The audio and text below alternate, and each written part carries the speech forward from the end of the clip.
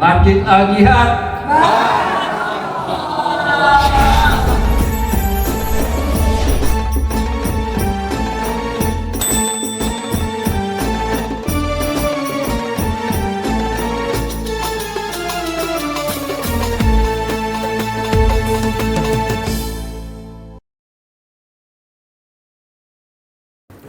Assalamualaikum warahmatullahi wabarakatuh. Bismillahirrahmanirrahim. Alhamdulillahirabbil alamin. Wassalatu wassalamu ala asrofil anbiya'i wal mursalin wa ala alihi washabihi ajmain. Rabbi shrah li sadri wa yassir li amri wahlul 'uqdatam min lisani yafqahu qawli. Bapak-bapak dan ibu jamaah Masjid Al-Jihad yang dirahmati Allah.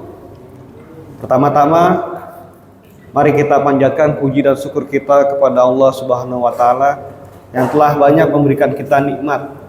Termasuk salah satu nikmat yang sering kita lupakan, yaitu nikmat kesempatan atau nikmat waktu luang. Jadi kehadiran Bapak-bapak dan Ibu-ibu sekalian di masjid ini bukan cuma kehendak kita, tapi semuanya atas izin Allah. Salawat serta salam tidak lupa kita sampaikan ke baginda Rasulullah Muhammad SAW beserta keluarga, sahabat dan para pengikutnya. Semoga kelak kita semua mendapatkan syafaat beliau di akhirat nanti. Amin amin ya rabbal alamin. Pada pagi ini saya akan sharing sedikit materi tentang transaksi di ekonomi syariah. Namanya ijarah. Nama ijarah ini mungkin belum begitu familiar di telinga kita semua, tapi sebenarnya sudah sering kita lakukan. Ijarah ini, akad ijarah adalah akad sewa menyewa. Jadi akad sewa menyewa di istilah ekonomi syariah itu adalah ijarah. Kalau sebelumnya kita tentang murabahah, pendapatannya namanya margin keuntungan, lalu ada bagi hasil. Kalau ijarah ini keuntungannya namanya ujroh atau ujroh. Apakah akad ijarah itu? Definisinya ini Pak. Ijarah itu adalah perjanjian dalam sistem keuangan dan perbankan syariah yang artinya kontrak sewa menyewa. Jadi akad sewa menyewa itu kalau di ekonomi syariah namanya akad ijarah. Dalam akad ini satu pihak menyewakan hak guna atau manfaat suatu barang atau jasa kepada pihak lain. Jadi akad ini gunanya bukan cuma sewa menyewa barang, tapi juga jasa. Jasa pakai akad ijarah juga. Untuk jangka waktu tertentu dengan imbalan sewa atau upah yang disepakati, tanpa terjadinya pemindahan kepemilikan barang tersebut. Ya, jadi hanya hak gunanya aja yang kita pakai atau jasanya aja, jadi bukan kepemilikan barang tersebut. Ada atau ijarah bisa untuk berupa penyewa atau barang ataupun jasa dengan masa sewa sudah ditentukan dan pembayarannya disepakati kedua belah pihak.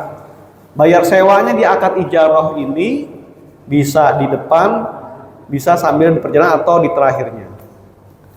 Apakah jasa bisa disewakan, Pak? Jadi gini, maksudnya gini.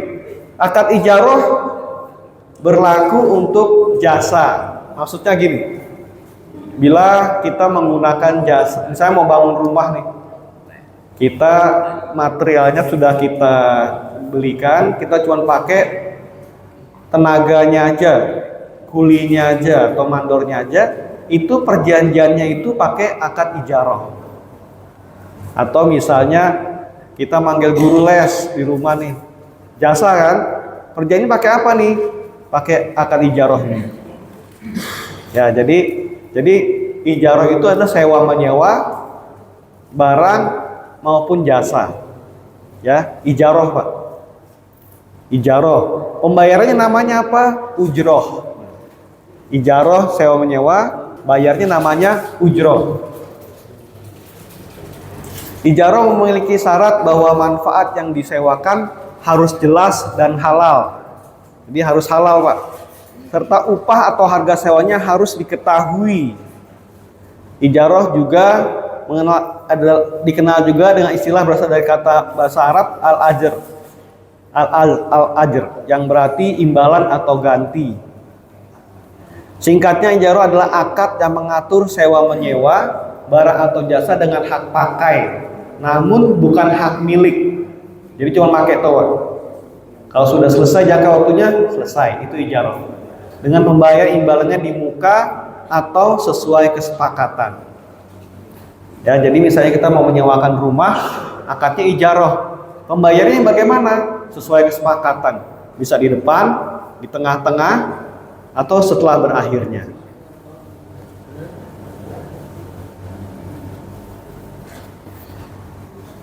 Jadi ini kalau di Bank Syariah itu dia menurut pada fatwa Dewan Syariah Nasional, Pak. Ada definisinya di sistem pengupahannya bagaimana? Ijarah berarti pengupahan. Arti ijarah berarti pengupahan, yaitu pemilikan manfaat seseorang dengan imbalan. Kalau ini definisinya di sisi ijarah dalam arti pengupahan.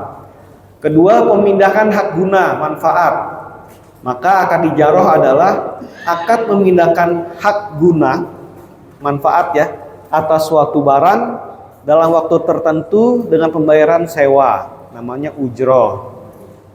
Kalau di transaksi sewa menyewa, akad ijarah adalah transaksi sewa menyewa atas suatu barang atau jasa antara pemilik objek sewa termasuk pemilikan hak pakai atas objek sewa dengan penyewa untuk mendapatkan imbalan atau objek sewa yang disepakati.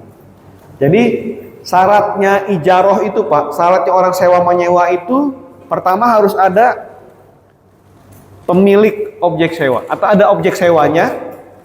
Kedua ada pemiliknya. Ketiga ada yang nyewa, Pak.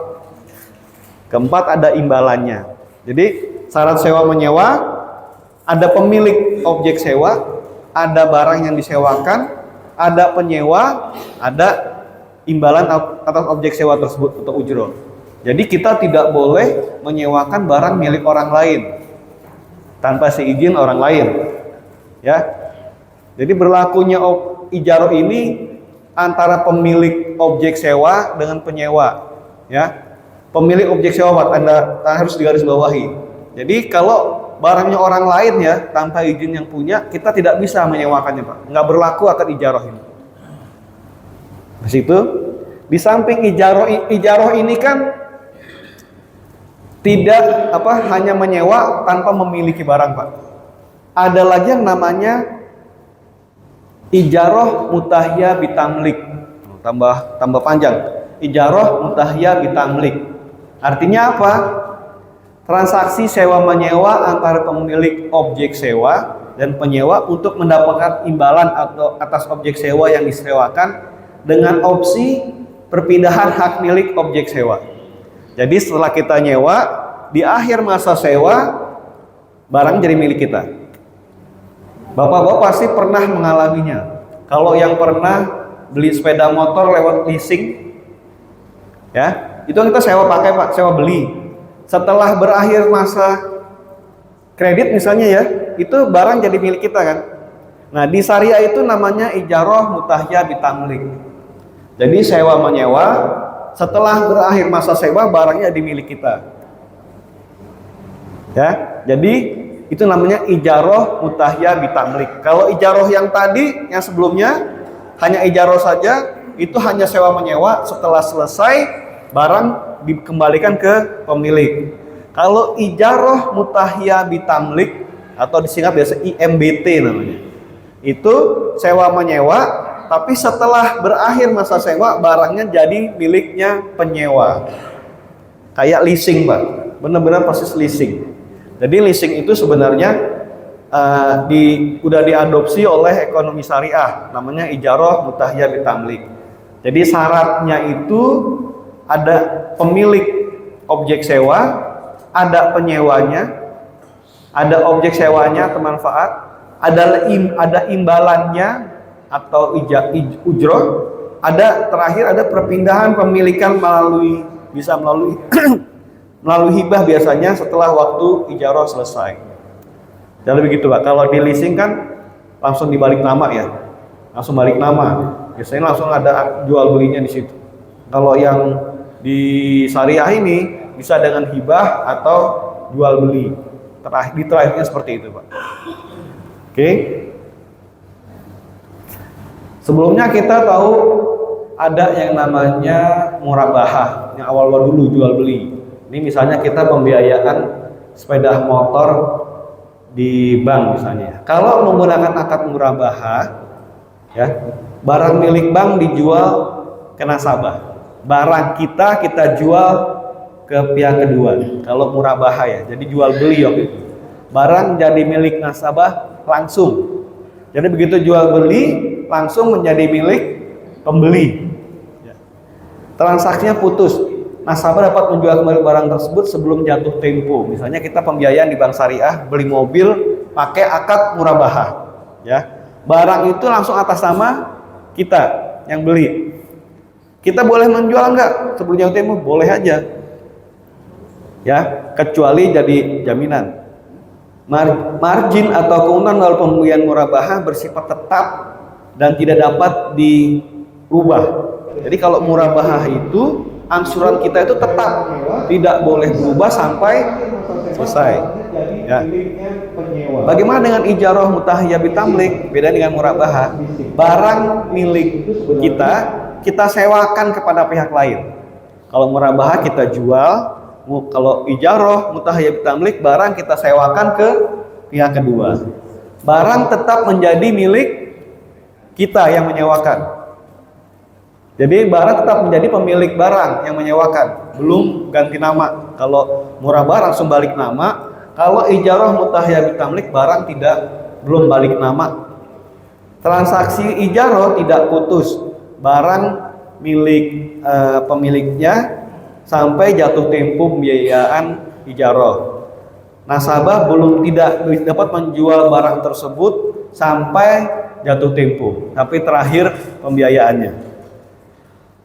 Beda yang paling ini di antara murabahah dan ijarah. Kalau murabahah tadi angsuran tidak boleh berubah sampai selesai. Kalau ijarah mutahiyah bitamlik, uang sewa bisa di review ya, bisa ditetapkan kembali, bisa dinaikkan atau bisa turun juga.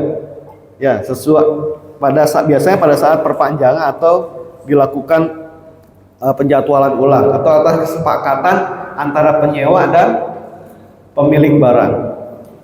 Nah sekarang bank syariah yang sebelumnya menggunakan akadnya murabahah sehingga dia tidak bisa merubah angsuran sampai jatuh tempo, sekarang dipakai juga yang namanya ijarah mutahiyah bitamlik. Jadi ada beberapa bank syariah juga di mana misalnya kita beli mobil di bank syariah itu dia bisa menaikkan pendapatannya, bisa menaikkan uang sewanya sesuai kesepakatan, dan dia bisa memutuskan untuk menaikkan harga sewa. Jadi bedanya seperti itu.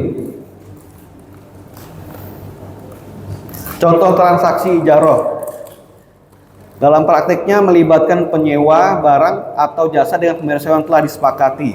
Contohnya pembiayaan rumah dengan ijarah mutahiyah bitamlik. Bank syariah membeli rumah dari developer, kemudian kan menyewakan rumah tersebut kepada nasabah selama jangka waktu tertentu. Selama masa sewa, nasabah membayar cicilan bulanan biaya sewa. Setelah masa sewa berakhir, nasabah memiliki opsi untuk membeli rumah tersebut sesuai kesepakatan di awal. Itu ijarah contohnya ya. Kedua, penyewaan kendaraan bermotor. Seseorang menyewa mobil dari perusahaan leasing syariah untuk jangka waktu tertentu dengan membayar biaya sewa secara berkala. Namun kepemilikan tetap di perusahaan sampai terjadi kesepakatan jual beli terpisah. Itu contohnya Pak. Kedua, contoh lainnya sewa jasa tenaga kerja. Jadi seorang buruh menyetujui pekerjaan pada proyek tertentu. Seperti saya contohkan tadi, misalnya kita mau bangun rumah, kita mempekerjakan pekerjanya, kuli dan sebagainya, itu pakai akad ijarah. Dalam transaksi ijarah yang dialihkan hanya hak guna atau manfaat barang tersebut, bukan kepemilikannya, kecuali ijarah mutahiyah bitamlik tadi ya. Jadi transaksi ijarah bisa berupa sewa properti, kendaraan atau jasa dengan ketentuan syariah yang jelas tentang objeknya, jangka waktu dan imbalan sewa.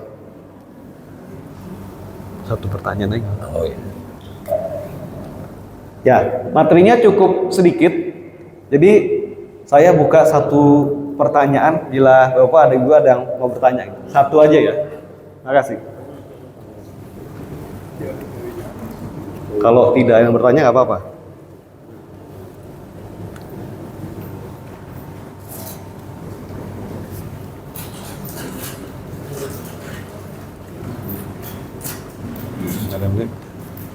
Kalau tidak ada yang bertanya, saya serahkan kembali ke Pak Kadir. Pak. Terima kasih karena materi yang disampaikan Pak Turkan hari ini sudah mencakup dari sejarah tadi. Karena itu kita diberi kesempatan bertanya, namun demikian juga mungkin belum ada respon, maka insya Allah kita nanti akan diberikan materi yang baru lagi. Jadi ini akan berlanjutan terus. Kalau hari ini adalah tentang kemudian apa sewa objeknya, dan kita disinggung tadi ada masalah sewa kemudian sendiri. Kalau itu sewa beli, akhirnya kita memiliki.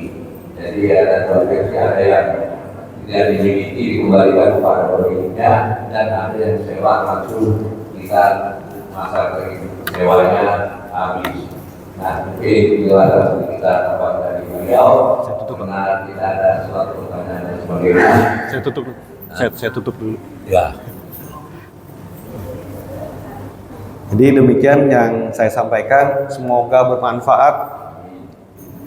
Sebelum kita tutup, mari kita baca doa kafaratul majelis. Subhanakallahumma wa bihamdika asyhadu an la ilaha illa anta astaghfiruka wa atubu ilaik. Assalamualaikum warahmatullahi wabarakatuh.